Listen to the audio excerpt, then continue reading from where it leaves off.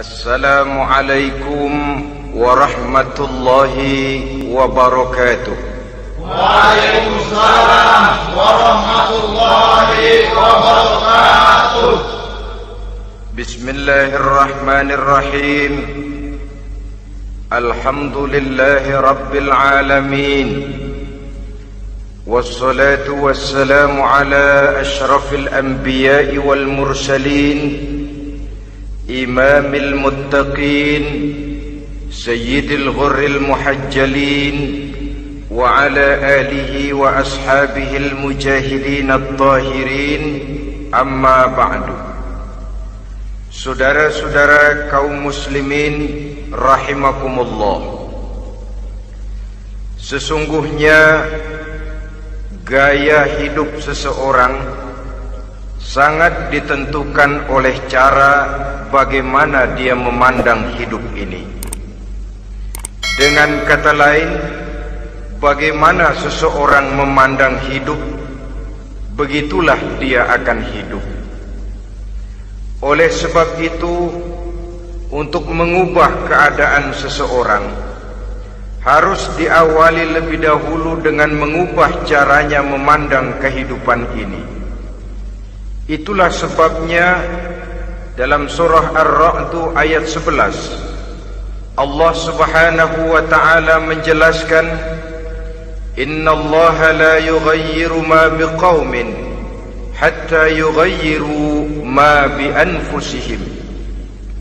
Allah Subhanahu wa ta'ala tidak akan mengubah nasib dan keadaan satu kaum sampai kaum itu berusaha mengubah apa yang ada di dalam diri mereka sendiri. Yang ada di dalam diri itu tentu tidak lain adalah rule of thinking, bahasa kerennya state of mind, kata orang Kulon, cara berpikir, cara memandang kehidupan yang akan sangat mewarnai cara orang menjalani kehidupan itu sendiri. Oleh karena itu, pada pertemuan kali ini kita akan membicarakan tentang dasar dan tujuan hidup dari seorang muslim di dalam kehidupan ini. Yang pertama, tentang dasar dan landasan hidup. Seorang muslim tak dapat lain mendasarkan kehidupannya dengan Islam. Di dalam mendasari kehidupan dengan Islam ini, Allah Subhanahu wa ta'ala menuntut, Ya ayyuhalladzina amanu dkhulu fis silmi kafah. Hai orang-orang yang beriman, masuklah kamu ke dalam Islam itu secara total, secara utuh, secara seluruhnya. Jangan separuh-separuh, jangan sepotong-sepotong. Mendasari hidup dengan Islam artinya menjadikan Islam sebagai way of life, sebagai rule of thinking, sebagai state of mind di dalam kita memecahkan problema-problema kehidupan, sehingga tidak satu persoalan hidup yang bagaimanapun kecilnya sekalipun yang tidak tersentuh oleh nilai-nilai ajaran agama Islam ini. Kemudian di dalam mendasarkan hidupnya dengan Islam, ia mempunyai satu keyakinan. Pertama, Islam sebagai dasar hidupnya adalah agama yang sesuai dengan fitrah daripada manusia. Allah Subhanahu wa ta'ala pencipta manusia. Allah Subhanahu wa ta'ala yang menurunkan agama Islam. Oleh sebab itu, tentu saja seluruh konsepsi Islam ini sudah diukur sedemikian rupa sesuai dengan kemampuan yang dimiliki oleh manusia.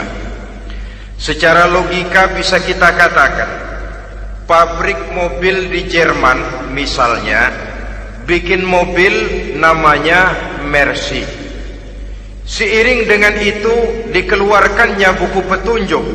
Mobil ini bernama Mercy, kecepatan maksimal sekian ratus kilometer per jam, daya angkutnya sekian ratus kilogram, kalau rusak memperbaikinya ini onderdilnya itu umpamanya.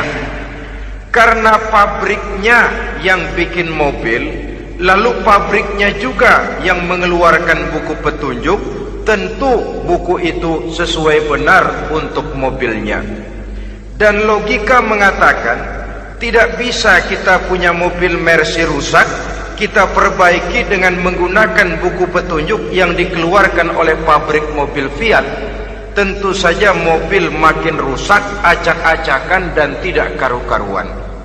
Ini artinya, jikalau manusia ingin baik, jikalau manusia ingin mencapai sesuatu yang bernama bahagia, dia harus mengikuti petunjuk yang dikeluarkan oleh yang menciptakan manusia. Dan petunjuk-petunjuk itu telah turun dalam satu konsepsi yang bernama Islam yang sesuai dengan fitrah manusia. Yang kedua, oleh karena keyakinannya bahwa Islam sesuai dengan fitrah manusia, ia pun berkeyakinan bahwa Islam adalah agama untuk seluruh manusia, universal. Walaupun ia diturunkan di tanah Arab, tetapi ia bukanlah agama hanya untuk orang Arab semata-mata. Keyakinan ini perlu ditegakkan kembali. Oleh karena akhir-akhir ini muncul pendapat-pendapat yang menganggap seolah-olah agama itu barang impor. Persilahkan saja kalau memang itu merupakan keyakinannya, tetapi menganggap agama sebagai barang impor sungguh merupakan satu kekeliruan yang sangat besar. Bahwa Arab sebagian besar memang Islam, jelas. Tetapi Islam bukannya Arab, itu pun harus kita akui. Kita bisa menjadi Muslim yang baik tanpa perlu menjadi orang Arab. Dengan kata lain, kita bisa menjadi Muslim yang baik dengan tetap menjadi warga negara Indonesia yang baik. Bahwa Al-Quran diturunkan dalam bahasa Arab oleh karena memang ia turun di tanah Arab. Buktinya apa? Walaupun Quran dalam bahasa Arab, tidak satu pun ayat Quran yang ditujukan kepada orang Arab semata-mata. Tidak ada ayat ya ayyuhal arabiyun, hai orang-orang Arab. Tidak ada.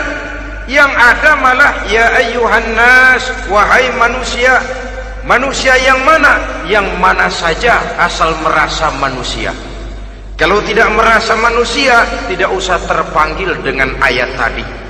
Maka dalam mendasari hidup dengan Islam, kita berkeyakinan Islam adalah agama untuk seluruh manusia. Yang ketiga, di dalam mendasari hidup dengan Islam, kita berkeyakinan Islam adalah agama terakhir yang diturunkan kepada Rasul terakhir. Tidak ada Rasul dan Nabi sesudah Nabi Muhammad, dan tidak ada agama lagi sesudah agama Islam. Dasar-dasar keyakinan ini melembaga dalam pribadi kita, membentuk satu keyakinan yang mendasari kehidupan ini, sehingga tidak satu problema yang bagaimanapun kecilnya dalam kehidupan yang tidak tersentuh oleh nilai-nilai Islam.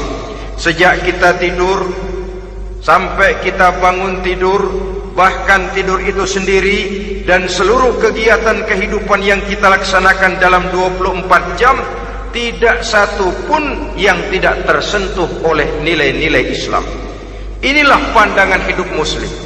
Jawaban seorang Muslim terhadap problema-problema kehidupan yang dihadapinya, yang di dalam menjawab problema itu ia Islam oriented, berorientasi kepada nilai-nilai Islam. Apa kata Islam tentang pekerjaan yang dihadapinya? Halal kata Islam, halallah dia katakan. Haram kata Islam, haram dia katakan. Islam oriented. Barometer dalam perbuatannya tidak lain daripada nilai-nilai Islam itu sendiri. Dan kemudian di dalam mendasari kehidupan dengan Islam, ia berkeyakinan Islam adalah satu-satunya agama yang benar.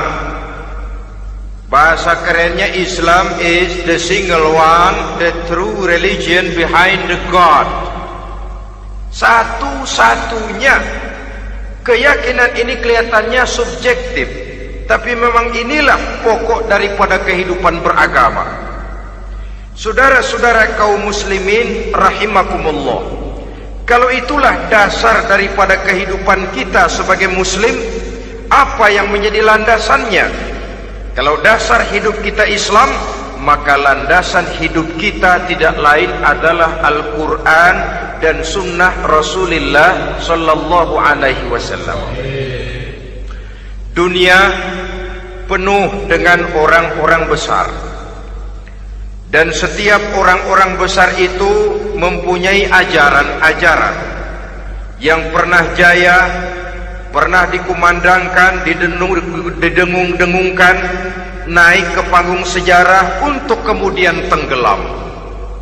Satu ajaran hanya akan langgeng, satu ajaran hanya akan tahan lama apabila dia turun dari sumber yang serba maha.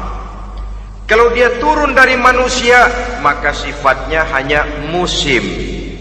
Yang namanya musim, saudara-saudara, namanya musim tidak bisa dilarang, tapi kalau sudah selesai habis sendirian. Itu musim namanya. Musim rambutan.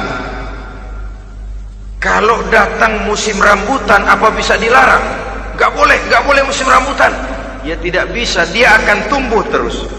Tapi manakala musimnya habis, habis. Begitulah nasib dari ajaran yang nisbi, relatif dan temporer apabila dia bersumber dari manusia. Maka satu ajaran hanya akan langgeng, tahan lama apabila dia turun dari sumber yang serba maha. Dan itu sudah turun bernama Al-Quranul Karim. Sedangkan sunnah, saudara-saudara, merupakan penjelasan dari apa yang oleh Quran tidak dijelaskan dalam bentuk yang detail, melengkapi apa yang oleh Al-Quran hanya disebutkan dalam bentuk garis besarnya saja. Baik Quran maupun sunnah kita sebut merupakan dasar, landasan yang primer. Sedangkan untuk memahami Quran dan sunnah, kita memerlukan pendapat-pendapat orang yang ahli di bidang itu.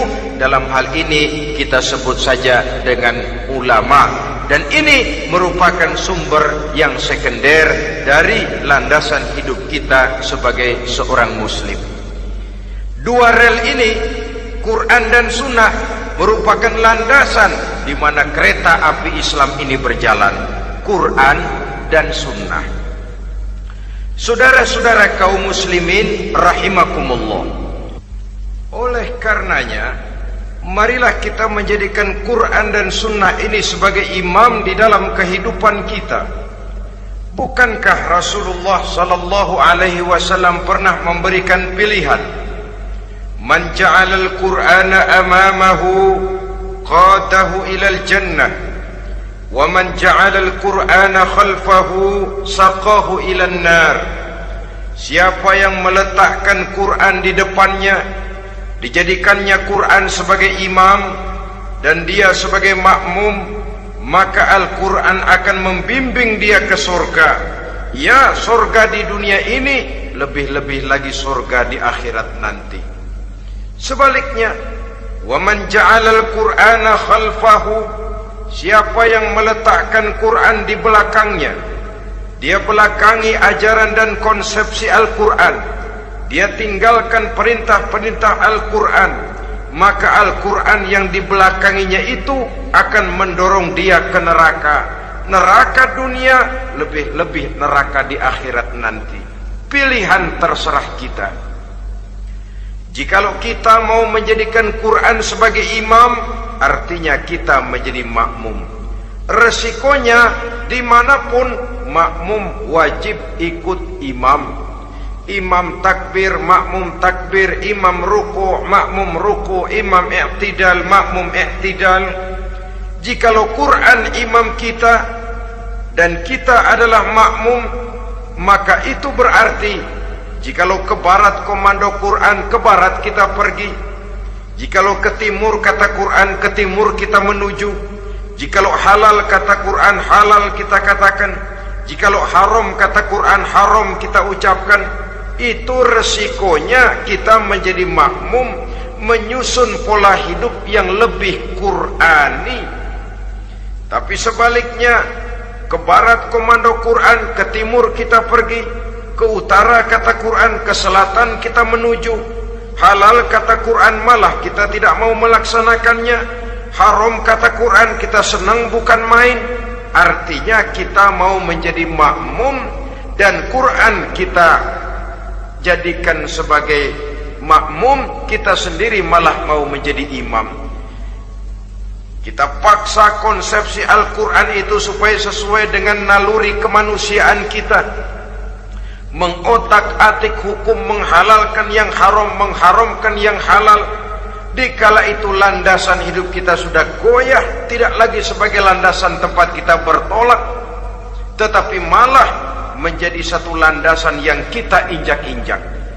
Sesungguhnya saudara-saudara, Quran tidak akan membawa berkah, tidak akan menjadi rahmatun wa shifaa'un lil mu'minin, menjadi penyembuh, menjadi rahmah bagi orang-orang beriman, apabila yang kita baca itu kita injak-injak di dalam kehidupan. Upaya menyusun hidup yang lebih Qurani ini seiring dengan usaha kita menjadi warga negara yang baik. Yang saya katakan di awal tadi, tidak saling dan tidak harus saling bertentangan. Jadi dengan demikian, dasar hidup kita sebagai muslim adalah Islam, dan landasan hidup kita tidak lain adalah Al-Quran dan sunnah Rasulullah Sallallahu Alaihi Wasallam. Ini landasan tempat kita bertolak. Ini yang mewarnai gaya kehidupan kita. Apapun yang mau kita lakukan, tempat kita bertanya lebih dahulu Quran dan sunnah. Saya mau melakukan pekerjaan ini, apa kata Quran? Saya mau pergi ke tempat ini, apa kata Quran? Saya mau berusaha dengan mengerjakan perusahaan ini, apa kata Quran? Merupakan landasan daripada kehidupan kita. Ini yang saya katakan tadi, membentuk rule of thinking, state of mind, bahwa gaya kehidupan kita diwarnai oleh landasan hidup yang bertumpu pada ajaran Al-Quranul Karim dan sunnah Rasulullah Sallallahu Alaihi Wasallam. Baiklah ya, ini yang pertama tentang dasar dan landasan hidup. Yang kedua tentang tujuan hidup. Kalau sudah ada landasan tempat kita bertolak, lalu kemana pantai yang akan kita tuju? Mau apa sih kita hidup ini? Berleha-leha, menjalani acara rutin, bangun tidur sampai tidur lagi, kemudian besok begitu lagi, sampai menunggu datangnya sang ajal? Atau ada satu tujuan yang akan kita capai di dalam kehidupan ini? Apabila kita teliti, maka Al-Quran mengajarkan tujuan hidup setiap muslim pada dasarnya ada dua. Pertama, kita sebut saja tujuan jangka pendek. Tujuan jangka pendek itu sasarannya dunia sekarang ini. Bentuknya horizontal. Targetnya agar setiap pribadi muslim menjadi rahmatan lil alamin, rahmah bagi lingkungannya. Inilah yang oleh agama dinamakan hablum minan nas, yang isinya adalah ilmu dan peradaban. Jadi dunia dan seluruh isinya merupakan tujuan jangka pendek saja. Untuk mencapai tujuan jangka pendek, dunia dan seluruh isinya, unsur penunjangnya adalah pendidikan, pengalaman, atau nasib. Makin tinggi pendidikan, makin mudah menjangkau hidup. Makin banyak pengalaman, makin mudah menguasai dunia. atau karena faktor nasib. Pendidikannya tidak seberapa, pengalaman pun kadang-kadang dangkal, tapi karena nasibnya lagi hoki, kata orang sekarang, nasibnya lagi bagus, dia naik ke panggung memegang peranan. Faktor yang namanya nasib ini ada, tapi tidak bisa dijadikan sandaran untuk menjangkau dunia dan seluruh isinya. Unsur penunjangnya, pertama pendidikan, yang kedua pengalaman, yang ketiga faktor nasib. Oleh karena itu, apabila kita ingin mudah mencapai dunia, yang pertama harus kita laksanakan bagaimana menempuh satu pendidikan.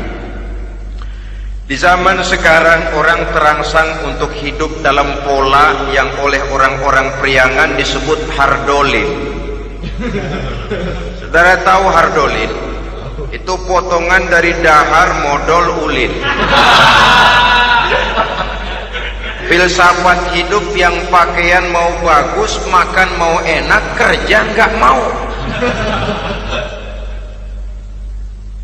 Akhirnya jadilah dia penghayal kelas berat, tukang-tukang lamun kelas tinggi. Tiap hari kegiatannya ya cuma tidak terlepas dari tiga kriteria itu, hardolin. Pokoknya kalau sudah dahar modal ulin, besok ya begitu lagi. Pola dari dimana orang pakaian mau bagus, makan mau senang, duit mau punya, kerja tidak mau. Kadang-kadang mau kerja tapi tidak tahu apa yang harus dikerjakan, ditambah oleh sempitnya lapangan pekerjaan. Tidak tahu apa yang harus dikerjakan, dilatar belakangi oleh tidak adanya pendidikan yang dia terima, sehingga mau kerja apa lalu bingung. Oleh karena itu, terutama buat adik-adik remaja, para pemuda, saya berpesan untuk menjangkau dunia, yang pertama harus kita jalani bagaimana membina diri, mendidik. Taruh kata drop out, putus sekolah. Tapi drop out bukan halangan bagi tumbuhnya cita-cita yang mulia. Bahkan ada orang bilang many a great man starts as a newspaper boy. Banyak orang-orang besar yang memulai pekerjaannya dagang koran. Putus sekolah bukan merupakan halangan bagi tumbuhnya cita-cita yang mulia. Dan tidak sedikit orang-orang besar yang tidak keluaran perguruan tinggi. Tidak sedikit orang-orang besar yang tidak merupakan produk dari perguruan tinggi tertentu, tapi kerajinannya belajar, banyak membaca, banyak bergaul, autodidak. Syukur kalau masih bisa menempuh pendidikan yang formal. Kekurangan ekonomi, kemiskinan keluarga jangan menjadi penghalang bagi tumbuhnya cita-cita yang tinggi untuk menempuh karier pendidikan yang baik. Ini memang pahit, tapi bagaimanapun kata orang, lebih baik makan singkong beneran daripada makan roti ngimpi. Artinya jikalau memang perlu, lebih baik sekolah sambil dagang koran, nyemir sepatu, parkir mobil, daripada hardolin itu tadi. Tanpa prospek hari depan yang ada artinya. Dan pendidikan memang merupakan sesuatu yang baik, tapi tanpa ini rasanya kita akan sulit untuk menjangkau dunia, tersisih di pojok-pojok kehidupan. Jangan lalu bilang, manusia kan rezekinya sudah dijamin oleh Allah, ayam saja ada rezekinya. Of course, tapi jangan lupa cara ayam cari rezeki dengan cara manusia cari rezeki lain. Kalau ayam cari rezeki dari tahun atu, modalnya cuma ceker sama patok. Kalau ayam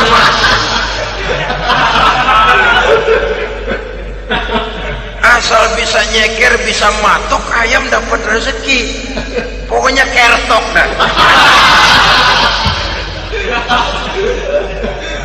Tapi manusia cari rezeki, dia harus cari lapangan kerja. Lapangan kerja sulit. Sudah dapat lapangan kerja, harus punya keahlian.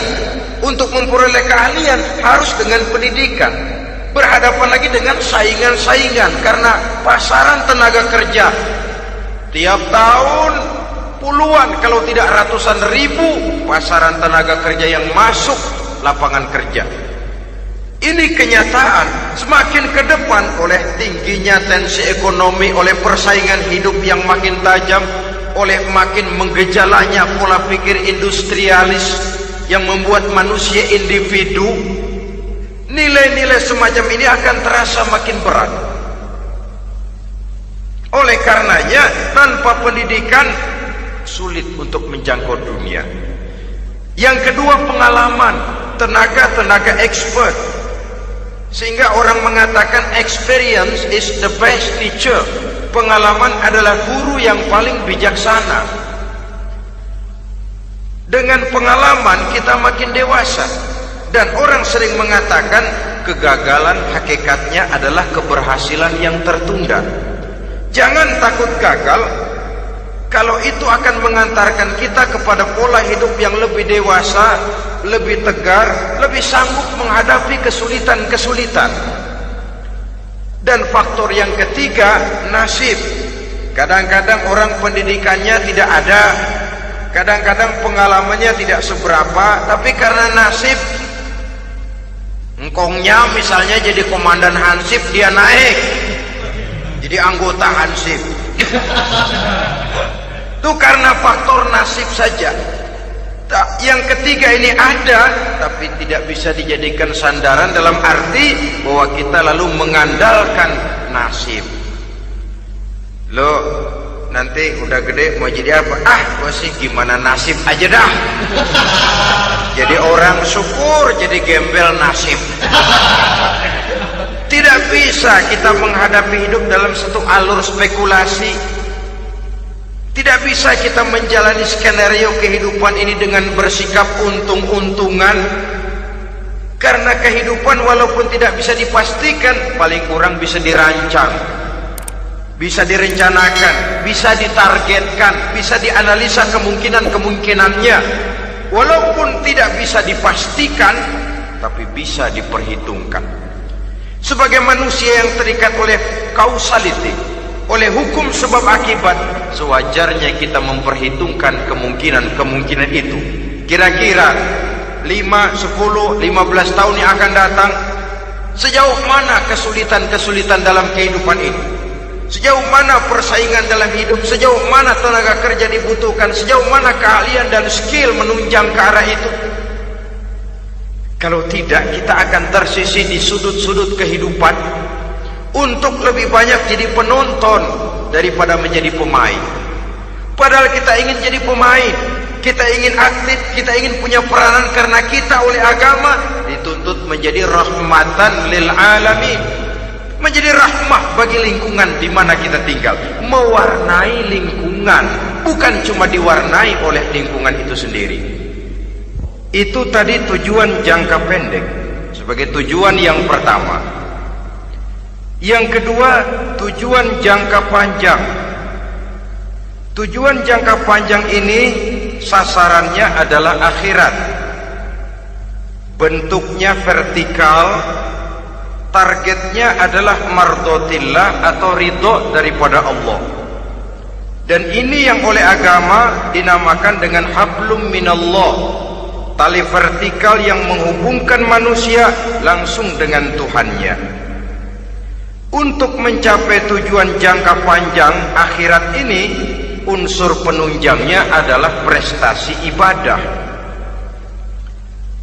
Kalau untuk tujuan jangka pendek, dunia dan seluruh isinya, pendidikan, pengalaman, dan nasib memegang peranan yang sangat penting, maka untuk akhirat, pendidikan, pengalaman, nasib tidak punya pengaruh banyak.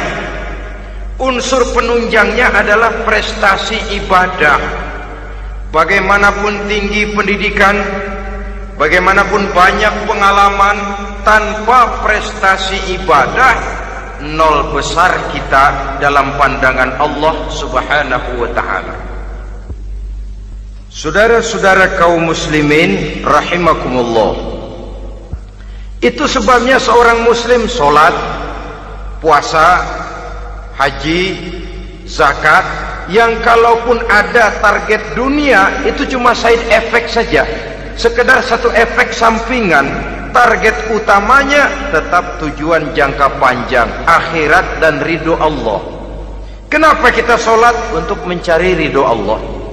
Kenapa kita laksanakan ibadah haji? Untuk mencari ridho Allah. Kita bangun di keheningan malam untuk mencari ridho Allah. Kalau ada akibat dunia, itu cuma akibat sekunder saja. Ada misalnya orang karena tekun ibadah rezekinya lancar, itu baru persekot, baru tanda jadi. Kadang-kadang persekotnya saja sudah nikmat kok, apalagi cashnya, kontannya. Sebaliknya kalau ada orang rajin ibadah rezekinya seret, jangan jadi alasan. Kok lu nggak sembahyang? Alah, tetangga gua rajin sembahyang melarat terus. Ya memang sholat itu bukan dengan target dunia, target akhirat, saudara-saudara. Oleh sebab itu, seorang muslim adalah seorang yang berpandangan luas, berjiwa lapang. Maksudnya apa? Tujuan jangka pendek dan jangka panjang ini harus dia raih kedua-duanya.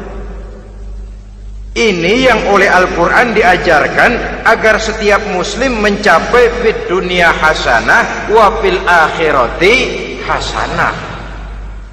Kebaikan di dunia, kebaikan di akhirat, itu arti hasanah. Jangan macam orang dulu, punya istri dua pergi haji. Yang satu yang muda istrinya namanya Hasanah, yang satu namanya Khadijah. Waktu tawaf keliling Ka'bah, si suami ini nggak bisa doa apa-apa kecuali Rabbana Atina itu. Tiap putaran Rabbana Atina fid dunya hasanah wa fil akhirati hasanah. Putaran kedua Rabbana Atina fid dunya hasanah wa fil akhirati hasanah. Ini istri tuanya yang namanya Khadijah dengerin aja. Akhirnya di satu saat dia colek suaminya, "Bang, mentang-mentang Hasanah bini muda disebutin melulu, saya dong disebutin dalam doa." "Iya deh, ntar putaran selanjutnya." Suaminya blow on juga. Putaran kedua dia baca Rabbana Atina fid dunya hasanah wa fil akhirati Khadijah. Saudara-saudara, itu makna refleksi daripada doa tadi itu, doa sapu jagat. Kita ingin fid dunya hasanah wa fil akhirati hasanah. Tujuan jangka pendek dunia tercapai, tujuan jangka panjang akhirat dan ridho Allah juga tergapai. Oleh sebab itu Al-Quran menjelaskan, wabtaghi fima atakallahu ad-daral akhirah wa la tansa nasibaka minad dunya. Dengan karunia yang diberikan Allah kepadamu, carilah bahagia akhirat. Wala tansa nasibaka minad dunya, tetapi jangan lupakan bagianmu dalam kehidupan di dunia ini. Cari akhirat, utamakan akhirat dengan tidak usah melupakan jatahmu di dunia. Kenapa saya katakan seorang muslim berjiwa besar? Sebab andai kata dia gagal mencapai tujuan jangka pendek, andai kata dia gagal di dunia, dan dia oleh Islam diajarkan jangan sampai gagal, tapi andai kata dia gagal, dia masih punya tujuan jangka panjang, akhirat dan ridho Allah. Dia masih bisa menghibur diri, biarlah di dunia kita sederhana, bahkan biarlah susah di dunia, asal di akhirat kita bahagia. Orang yang tidak punya pandangan hidup semacam ini, surgalah dunia ini, segalanya telah tertumpu di sini. Bila umurnya selesai, ajalnya datang, selesai sudah, surganya sampai di situ, dan dia tidak punya pengharapan lain di belakang itu. Maka seluruhnya bertumpu pada kehidupan di dunia, padahal dunia seperti air laut, makin diminum makin haus, makin kering tenggorokan. Dunia yang diperturutkan menyeret manusia ke dalam lingkaran setan, terjebak dalam sifat yang namanya tamak bin rakus alias serakah.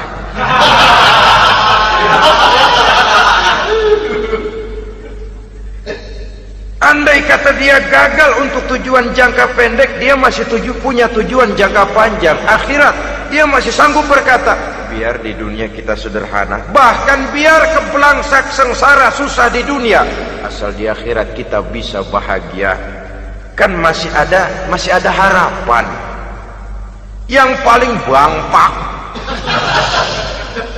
paling rusak betul, sudah di dunia sengsara, di akhirat celaka. Di dunia rumahnya gubuk, pinggir kali miring, asal hujan bocor, utang selebar warung. Bayang kagak, ngaji enggak, puasa enggak, saban malam merit mulu. Saudara hadirin yang saya hormati, lalu kapan mau bahagia kalau sudah di sini susah, di sana akan susah juga. Ini yang pertama, seorang muslim, seorang yang optimis, berjiwa besar, luas pandangan. Kegagalan dia dalam jangka pendek tidak menyebabkan dia melupakan tujuan jangka panjang. Yang kedua, positifnya apa? Cara dia mencapai tujuan jangka pendek diwarnai oleh keyakinan adanya tujuan jangka panjang. Dia memang benar cari harta, tapi karena dia yakin ada akhirat, Allah ridho apa tidak? Ini positifnya. Saya memang cari duit, tapi dengan cara ini Allah ridho apa tidak?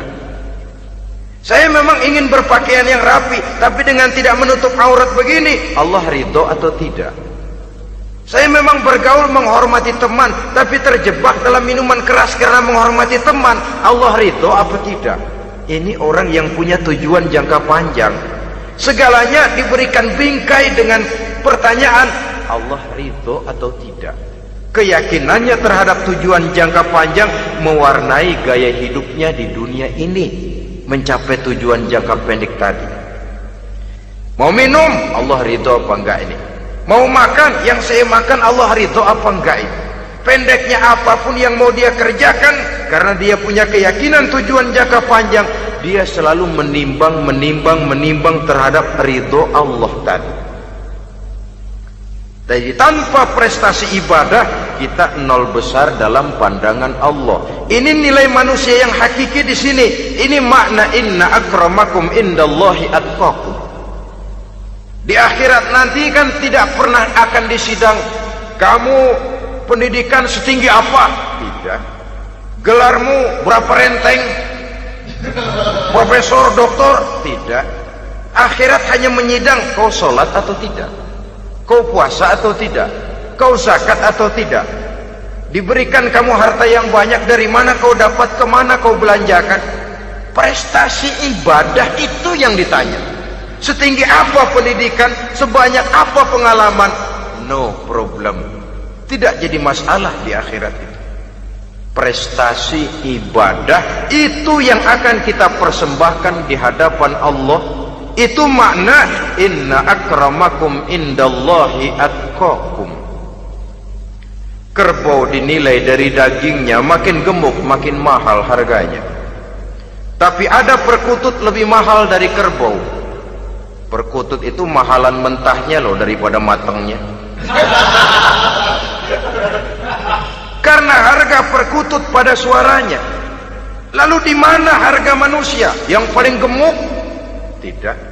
Suaranya, oh kalau manusia dinilai dari suaranya, barangkali Madonna nomor awal masuk surga. Hanyalah dengan prestasi ibadah kita bisa mencapai tujuan jangka panjang, akhirat dan ridho Allah. Nah baiklah ya, kalau sudah jelas bahwa kita punya dua tujuan jangka hidup, jangka pendek dan jangka panjang, bagaimana Islam mengajarkan kita meraih dua ini? Pada prinsipnya Islam mengajarkan sistem keseimbangan. Dalam berbagai aspek kehidupan, keseimbangan ini nampak dengan nyata diajarkan oleh agama kita. Seperti ayat yang saya bacakan tadi. dengan karunia yang diberikan Allah kepadamu, cari negeri akhirat, tapi jangan lupakan bagianmu di dunia ini. Dalam bentuk yang lebih nyata, bekerjalah untuk duniamu seolah kau akan hidup buat selamanya, tapi bekerjalah buat akhiratmu seolah kau akan mati besok. Manifestasinya dalam kehidupan, misalnya orang kaya diperintah membantu yang miskin, tapi orang miskin dianjurkan berusaha. Jangan mengandalkan hidup kepada yang kaya, seimbang. Kamu kaya, betul Pak, bantu yang miskin. Kamu miskin, iya Pak, berusaha, seimbang. Tuan rumah diwajibkan menghormati tamu, tamu diwajibkan tahu diri, seimbang. Jadi bagaimana kalau sudah kita bekerja di sawah, di ladang, di pasar, di kantor, anggap kita akan hidup selamanya agar timbul gairah kerja. Tapi kalau sudah sholat, anggap kita akan mati besok supaya timbul khusyuknya. Nah, titik tekannya di mana? Stresnya itu. Walaupun Islam mengajarkan sistem keseimbangan, tapi Al-Quran tetap menggarisbawahi walal akhiratu khairul laka minal, bahwa bagaimanapun seimbangnya, akhirat itu lebih utama daripada dunia. Bagaimana implementasinya? Kata orang-orang tua, kalau kita menanam padi, rumput pasti tumbuh, tapi nanam rumput jangan mimpi tumbuh padi. Maksudnya apa? Kalau satu perbuatan kita niatkan karena Allah, dunianya pasti ikut. Tapi kalau satu perbuatan diniatkan karena dunia semata-mata, akhirat akan hilang. Sebab itu, biasakanlah berbuat sesuatu baik untuk tujuan jangka pendek, lebih-lebih untuk tujuan jangka panjang, dengan motif lillahi ta'ala. Jadi saya ulangi, satu perbuatan kalau sudah diniatkan karena Allah, dunia biasanya ikut. Tapi kalau diniatkan karena dunia semata-mata, akhirat akan luput. Padahal itu titik tekannya, walal akhiratu khairul laka minal ula. Saudara-saudara kaum muslimin rahimakumullah, ini tujuan hidup. Jadi landasan tempat kita bertolak sudah jelas, pantai yang akan kita tuju dalam kehidupan ini juga sudah nyata. Kita ingin mencapai apa yang dinamakan fid dunya hasanah wa fil akhirati hasanah. Untuk itu perlu ada keseimbangan, tetapi titik tekannya tetap akhirat lebih utama daripada kehidupan dunia ini. Sekarang kalau sudah ada dasar hidup, sudah ada tujuan yang akan kita capai, tentu harus ada alat untuk mencapainya. Semuanya perlu sarana. Bahkan pada hakikatnya dalam kaidah usul fikih, para ulama mengajarkan lil wasail hukmul maqasid. Sarana dan tujuan hukumnya sama. Ini mestinya mendidik umat Islam jadi pinter. Jangan cuma berpikir melaksanakan satu pekerjaan, tapi juga berpikir menciptakan sarana untuk terwujudnya pekerjaan itu. Misalnya umat Islam wajib pergi haji kalau mampu, kan begitu toh?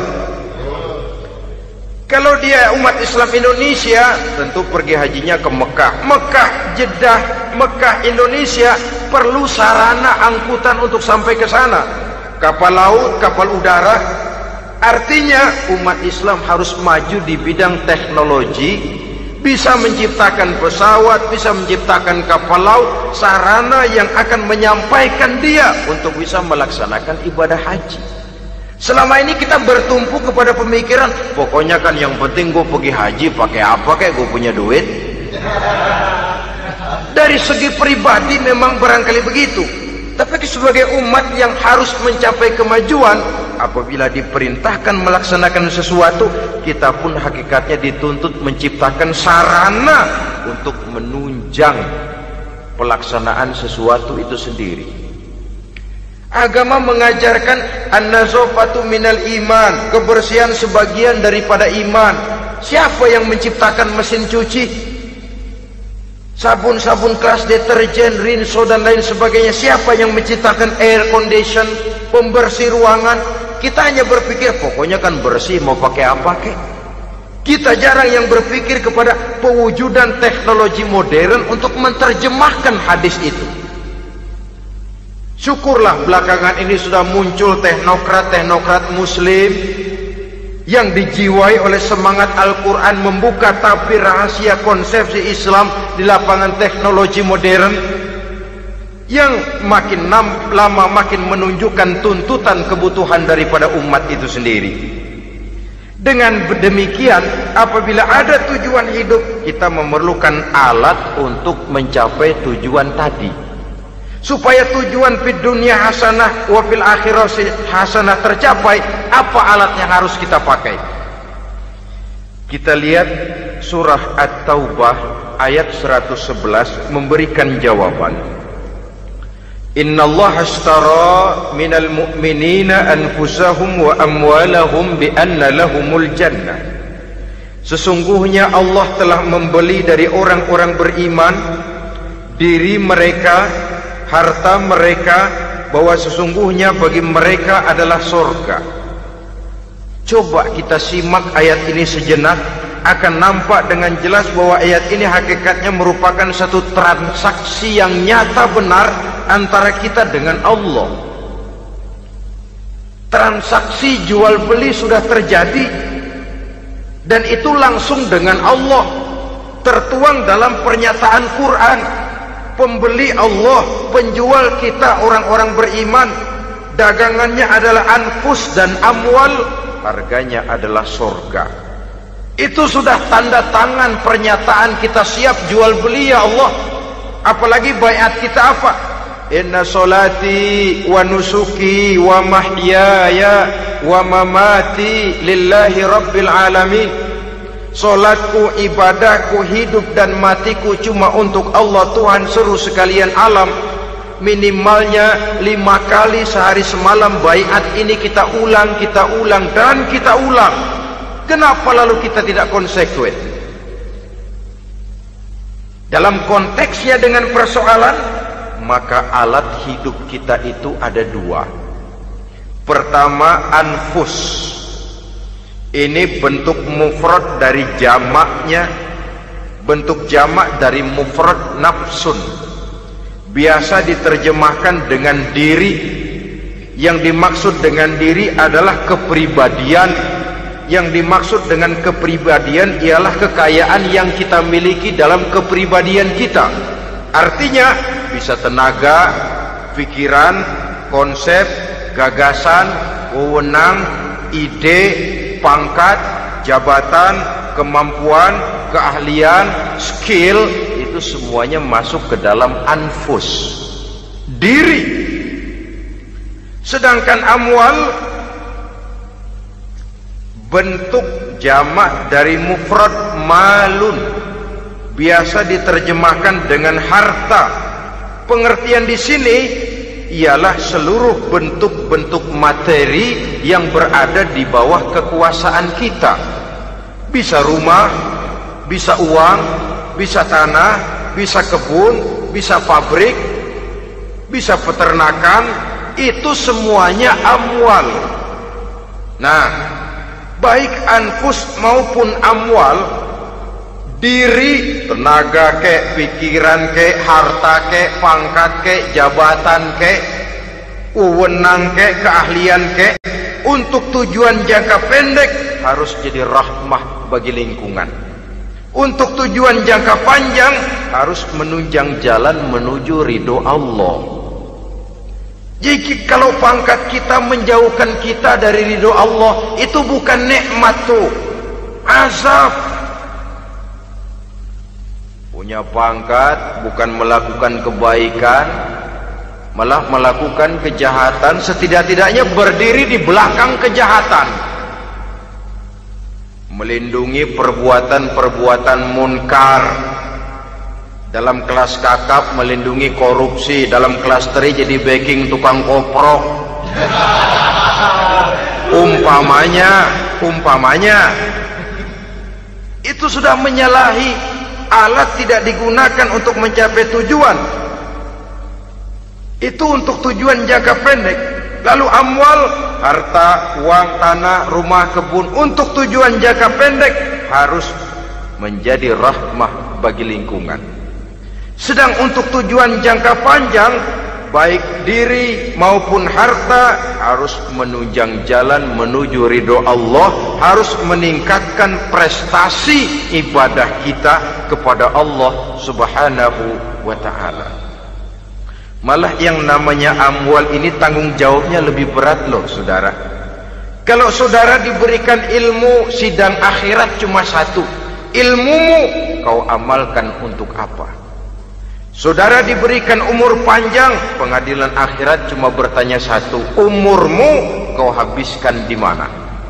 Tapi saudara diberikan harta, pertanyaan akhirat dua, hartamu kau dapat dari mana? Kau belanjakan kemana? Dari mananya dan kemananya ditanya, depan belakang. Kadang-kadang kan ada orang hartanya didapat dari jalan yang halal, dibelanjakan di jalan haram. Kerja peras keringat banting tulang setengah mati, begitu dapat duit beli buntutan, muter-muter kertas cari kode. Didapat dari jalan halal, dibelanjakan di jalan haram. Atau didapat dari cara yang haram, dibelanjakan di jalan yang baik. Menang judi, nyumbang pesantren. Nabi mengajarkan innallaha thayyibun la yaqbalu illa thayyib. Allah itu baik dan hanya menerima yang baik-baik saja. Tidak bisa mencuci kain dengan air najis. Kain akan tetap kotor. Saudara-saudara kaum muslimin rahimakumullah. Oleh karenanya masalahnya terpulang kepada kita, pandai-pandailah membagi orientasi. Suatu saat tenggelam kita dalam kesibukan dunia dan seluruh isinya untuk mencapai tujuan jangka pendek. Lain saat tenggelam kita memfanakan diri untuk mencapai tujuan jangka panjang, akhirat dan ridho Allah. Karena kehidupan ini bukan berjalan tanpa batas. Umur ini bukan satu karunia tanpa pertanggungan jawab. Satu saat setuju atau tidak, rela atau terpaksa, kita akan sampai kepada garis finish daripada perjalanan kehidupan dunia ini, yang memang merupakan satu perjalanan panjang, a walking tall. Kata orang Kulon, a walking tall, satu jalan yang demikian jauhnya. Entoh kita akan sampai ke garis finish. Bila datang ajal, senja kehidupan datang, malam menyelimuti. Datangnya tidak pernah kita sangka, tapi sekali dia datang, tidak satu kekuatan yang bisa menolak. Kehadirannya tidak pernah kita harapkan, tapi satu kali dia datang bertamu, pasti terjadi. Dan itu pasti akan kita temui. Alangkah malangnya pada saat kembali itu datang, kita tidak punya prestasi ibadah. Lalu apa artinya prestasi dunia? Apa artinya tujuan jangka pendek kalau kita harus kehilangan tujuan jangka panjang? Rumah kita yang besar, pangkat kita yang tinggi, harta kita yang banyak, bisakah menolong kita untuk kalau sudah kumpul di padang mahsyar nanti? Malaikat, jangan gebugin saya, rumah saya harga 2 miliar.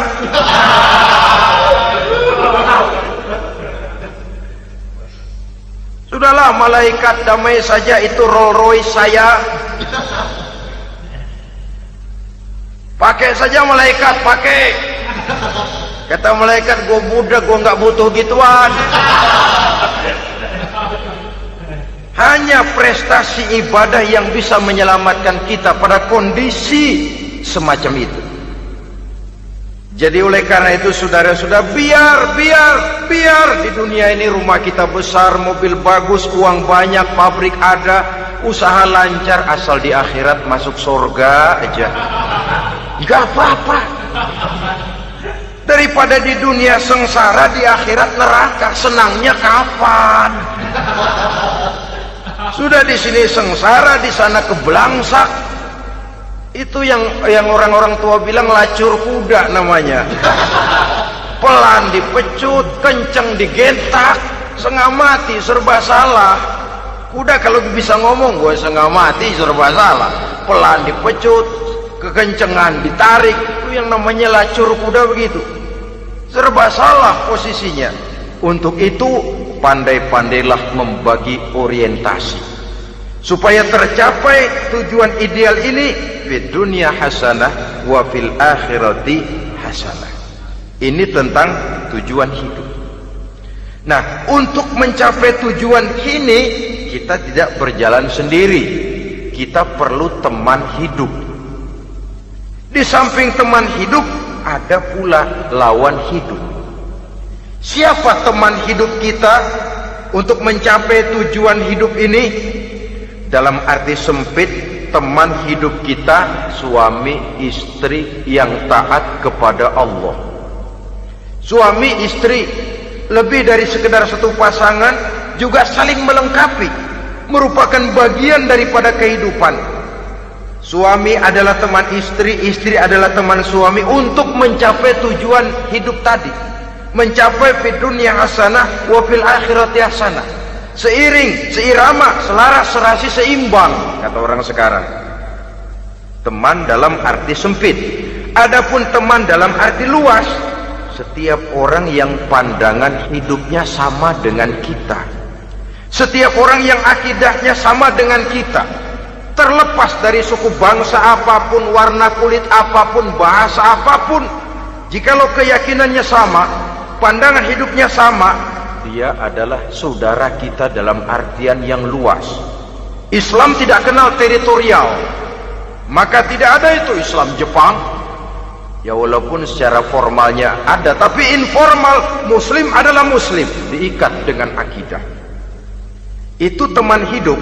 Lalu lawan hidup siapa? Pertama iblis, dalam segala bentuk dan implementasinya. Yang kedua, setiap orang yang pandangan hidupnya tidak sama dengan kita secara ideologis, itulah lawan hidup kita.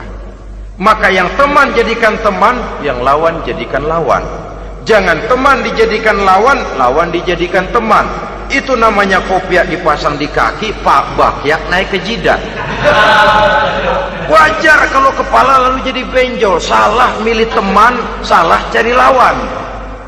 Salah milih teman, salah cari lawan. Akibatnya kita yang akan susah di kemudian hari nanti. Saudara-saudara kaum muslimin rahimakumullah, oleh karenanya pandai-pandailah dalam hidup ini. Yang teman jadikan teman, yang lawan jadikan lawan. Kalau lawan kita jadikan teman, sementara teman kita jadikan lawan, dan itu yang banyak terjadi dalam praktek kehidupan, kita tidak akan bisa mencapai tujuan karena akan tertarung di kaki sendiri. Nah, ini sajalah yang kita bicarakan pada pertemuan kali ini. Mudah-mudahan ada manfaatnya. Terima kasih atas segala perhatian. Mohon maaf atas segala kekurangan. Usikum wa nafsi bitaqwallah. Wassalamualaikum warahmatullahi wabarakatuh. Waalaikumsalam warahmatullahi wabarakatuh.